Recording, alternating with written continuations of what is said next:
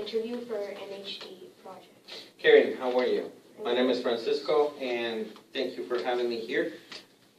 And I hope I'm able to help you with your project today. To start off with, where are you from? I'm from Colombia. Colombia is the first country in South America, the very first one, the top one. Okay. Do you think the climatic conditions have changed from 20 years to now? Yes. In fact, about 20 years ago, I was still living in Colombia, and the climate has changed a lot ever since I was there. Basically, a big portion of the changes are because of the deforestation and a lot of factories setting their plants in areas where they're contaminating rivers and a lot of other areas that affect our climate. Yes? Okay. Have you heard of animals invading cities or towns because their habitats are destroyed? Not that they have invaded anything, but there have been a lot of cases where a lot of the animals have been appearing on different areas. Maybe from because their habitat habitat is destroyed, so they come into the city. Yeah, they have to displace their habitat. And as I was telling you off the record, one of those animals that is an extinguished, endangered, is the pink dolphin. And I hope that that you can share that with your classmates.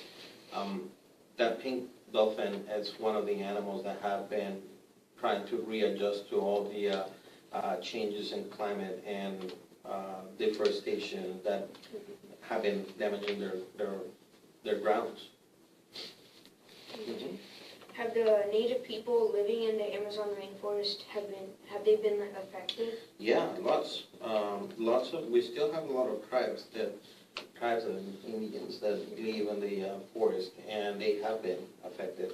As a matter of fact, there's a lawsuit going on the world right now that states that the animals and Indian tribes that reside on the Amazon side, they are to be kept as part of a natural life forever, and nobody should ever touch them. Okay, so a natural reserve. Yeah, natural reserve, that's correct. Are any living animals that are native to the Amazon rainforest taken to wildlife preserves as the rainforest is being cut down? If they find something stranded on the road or something, do they take it to any reserve? Yeah, I don't know about that one for sure. I know the pink dolphin has been one of them. They're trying to preserve them, but the whole idea is to preserve them within their habitat instead of moving them to a new one. But if they were out of their habitat, would they try to move them to someplace safe? Yeah, of course. Of course, and you gotta think about the fact that we're not talking about just a couple of hundreds of animals or species. This is tons of species. They have I think it's about 800 different species of birds, and you have trees, also different species of trees, and sea life, water life, and all that stuff. So yeah. Going back to the native people, have they started are they fighting or taking action against people? Yeah, they are one important part of the lawsuit that I mentioned earlier, because of the fact that they don't want their habitat to be destroyed. So they step up and they talk to their leaders, and their leaders talk to the presidents and within the countries that are getting affected. But is there a language barrier or anything? No, most of those Indians, they already have a lot of influence to a point that their leaders speak either Spanish or Portuguese. Okay. What are some major changes ever since the forest got destroyed? Ever since it started getting destroyed? Some major changes. Like positive changes or Like negative? any changes? Well, like I mentioned earlier, when you create a deforestation to even to a minimum level, you are subject to changing not only climate but also the way that your land is going to behave. It's like if you were taking a lump away from your body. Your body might work, and it will work, but it will struggle. Yeah. So one of the changes that have been noticed is how our earth is It'll be behaving, drier and is getting drier. Some areas are getting very cold, less oxygen. There have been statistics that record very minimal, well not very, but less oxygen on the air within the country in the past 10 years as opposed to 50 years ago. And it's because of that, because your deforestation is killing all the oxygen. You're not pumping oxygen to the air. Also, the earthquakes. Earthquakes are happening, like I mentioned earlier, because your earth is getting too dry. There's not enough, let's say, blood for the earth. like Moisture and other factors. So it's starting to reset it, and global warming and all that stuff included. What are some like major products, like products as in like stuff that is created using the forest? Like what are some products that have been lost due to deforestation? Because I know like some medicines are made from trees. A lot. So those Yeah. are those being like lost and stuff? I don't think that they're getting lost. I think the fact that they deforest an area, they are going to utilize the plants. Now, yes, they will be not forever, but they will be able to keep some of the species, bring them into different type of fields instead of having them on the Amazon fields. I don't know, I couldn't tell you an exact number. I do know, like you said, that they have medicinal medications made out of all those plants and trees. And yeah, I'm sure that they will be affected. Okay. What is your personal opinion on deforestation? Terrible. Terrible. I don't agree with deforestation. I think it's a big mistake, in my personal opinion. I'm against anything that can hurt any living part of the world, of the earth. Okay, how many like habitats have been destroyed? Well, like as in how much like land has been? Okay, I mean, the Amazon in Colombia is huge. It's very extensive. To the part that they were able to deforest, I don't know. I know it has been quite a bit of acres, but some good extension. But it was a stop in time.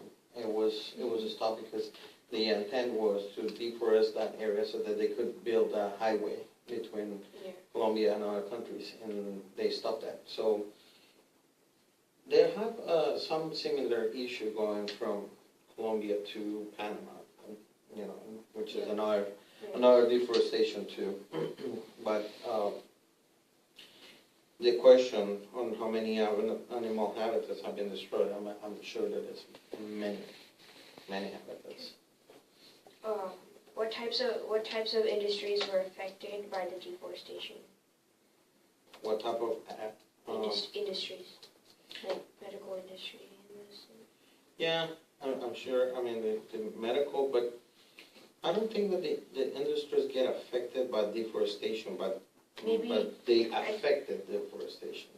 Yeah, some of them they affected, but this also goes back to like some of the products. Maybe some of the products are like not available anymore, and that affects one industry because it's their product, right? So. I don't know, Karen. Let me tell you that scientifics and science is so big right now that I doubt that they're gonna be struggling if they can't get something out of a tree. They probably make a chemical that will supply the same power as that tree. I mean, you know, you see it with major medicines too nowadays. They make them look so natural, but they're not. They're chemical compounds. So I don't think that they're struggling because of that. Okay, about how many species of animals have been endangered due to the deforestation? Ooh, I don't want to give you a wrong number, but I think it's over 800 different species that have been identified as been endangered. Yeah. And like several have been extinct because of that too, right? Mm-hmm. Yeah. Have you or other residents noticed any environmental changes due to deforestation? Yeah, like I mentioned earlier, you Like know, the weather and the weather changes. I mean, you can tell weather is so different. And for me, for instance, that I have been away from the country for so many years. I went last year, not last year, but in 2012, I went and visited, and I could tell the difference on the oxygen and space and the air, the way that everything looks. It used to be so green and nice. It's not like that anymore. Have there been any organizations or groups, like big organizations working against deforestation? I know that one of the oil companies in Colombia has environmental group that works, against deforestation, go green and all that stuff. So many of the countries that are working in South America, they have adopted the go green option. Not only because it helps you with your taxes, but it also because it is the right thing to do. And is the government taking any actions against? Yes. Against it, yes, of course. But if the government was, then maybe the companies, because the government is higher than the company, so wouldn't the company stop? Because it's still going on. So the way it works is the government can't put a stop, and a company cannot build or work until they have the government approvals. And as long as the government says there's no permit to deforest this area, nothing will happen, because it's natural property. So they're allowing it. Not in Colombia. But then how come there's deforestation? There was. Oh, so it stopped. So we're talking about, about, yes, it has stopped, stopped. but it's been like... It was barely ongoing anything for multiple years until somebody actually step up and say, hey, you know what, this is not right. We can't continue doing it. So then laws were passed, and that's how they stopped it. Yeah. What was life like before deforestation?